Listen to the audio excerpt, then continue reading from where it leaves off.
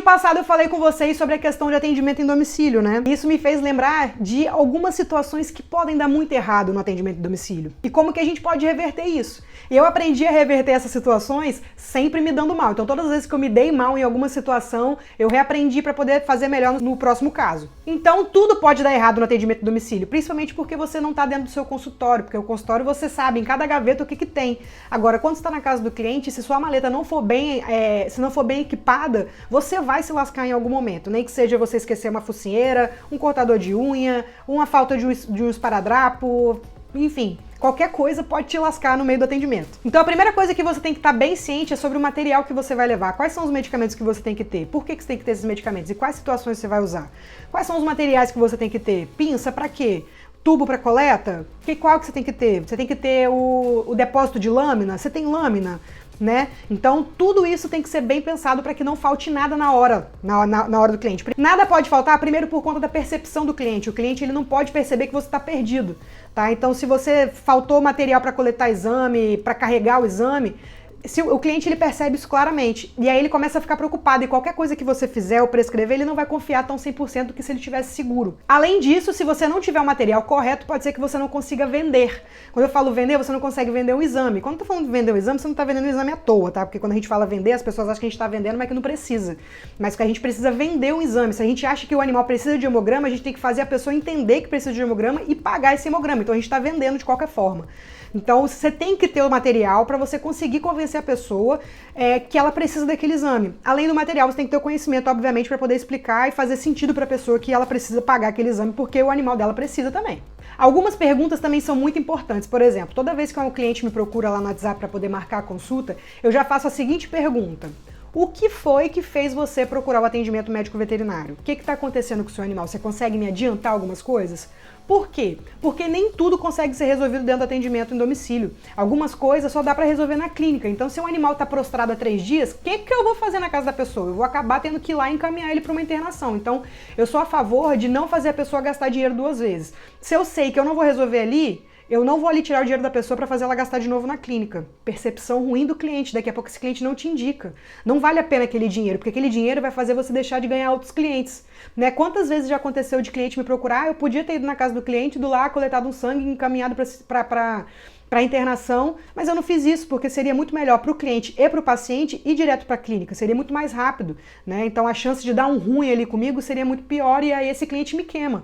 E aí quantos clientes eu perdi? Né? Incontáveis, a gente não consegue estimar. Então eu sempre pergunto para saber se consigo resolver em domicílio ou não, tá? Primeira coisa. Outra coisa, atendimento de gato. Quando a pessoa for marcar para atender gato com você, pergunta se a pessoa consegue pegar o gato no colo, porque se o dono não conseguir pegar o gato no colo, não vai ser você que vai conseguir. E aí esse animal às vezes precisa de quê? Para fazer alguma coleta, ele vai precisar ir para uma clínica para poder ser sedado. Então vai ser coisa que você não vai conseguir resolver na casa do cliente. Aí o cliente vai ter 2 despesas, vai ter você e vai ter que levar para a clínica.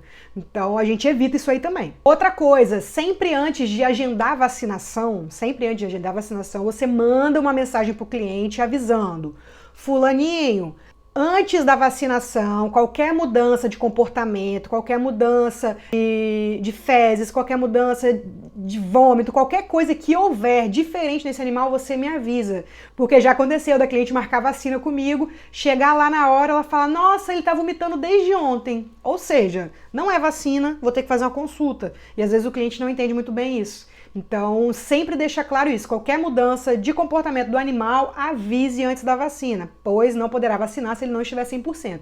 Isso vai economizar um tempo e dor de cabeça para você, tá? Outra coisa que você também tem que se atentar, isso vai também facilitar para você e para o seu cliente, toda vez que o cliente marcar com você uma consulta, não deixa para falar o valor da consulta quando já estiver lá, tá? O que eu faço? Eu já passo todo o valor estimado da consulta para o cliente, então ele já vai sabendo qual é o valor da consulta, qual é as formas de pagamento, e aviso ele que mediante a consulta, as necessidades vistas na consulta, exames poderão ser propostos, ele poderá aceitar ou não, mas os valores serão negociados na hora. Então ele já sabe que tem uma consulta e ele já sabe que eu vou pedir exame, ele não sabe ainda qual, mas ele já sabe que eu vou pedir exame. Então isso facilita muito o cliente entender o que ele está pagando, e aí na hora não ter essa questão de disse-me-disse, você não falou e agora?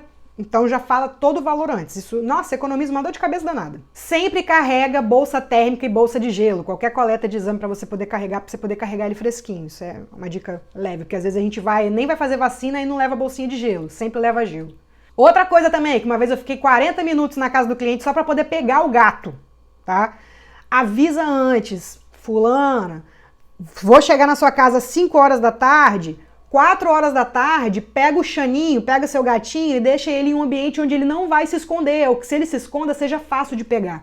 Uma vez eu fui atender o cliente não separou o gato antes de eu chegar. Quando tocou o interfone, ele se escondeu dentro do sofá. A gente ficou 40 minutos para poder pegar o gato. Então isso me atrasou 40 minutos. Um atendimento de uma vacina que poderia ter durado 20 minutos, durou mais de 1 hora, porque 40 minutos foi tentando pegar o gato. Então, assim, para economizar seu tempo, para economizar estresse do cliente, estresse do animal também, que vai ser ali, ó, vai ser buscado, né? Você já avisa isso antes.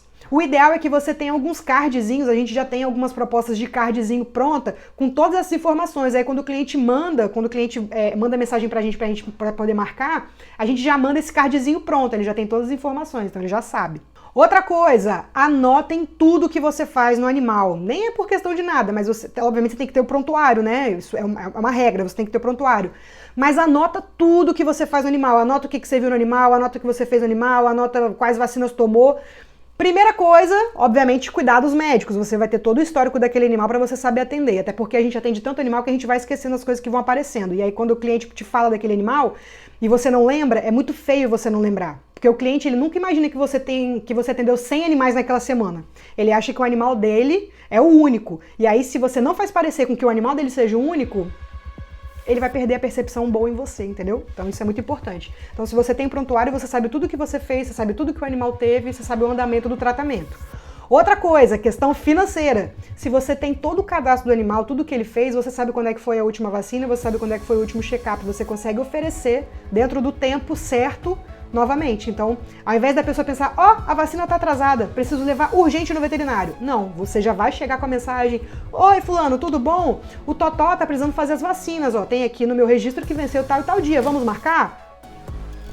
Isso é básico, isso é prospecção de cliente. O veterinário que não faz isso, ele tá perdendo dinheiro, tá? E o cliente adora, o cliente não quer ficar tendo que lembrar disso, ele se sente muito mais seguro sabendo que o veterinário vai mandar uma mensagem pra ele. Se atentem a esses pequenos detalhes. Acho que eu entreguei quase o ouro inteiro aqui pra vocês, hein? Mas tem muita coisa pra saber ainda.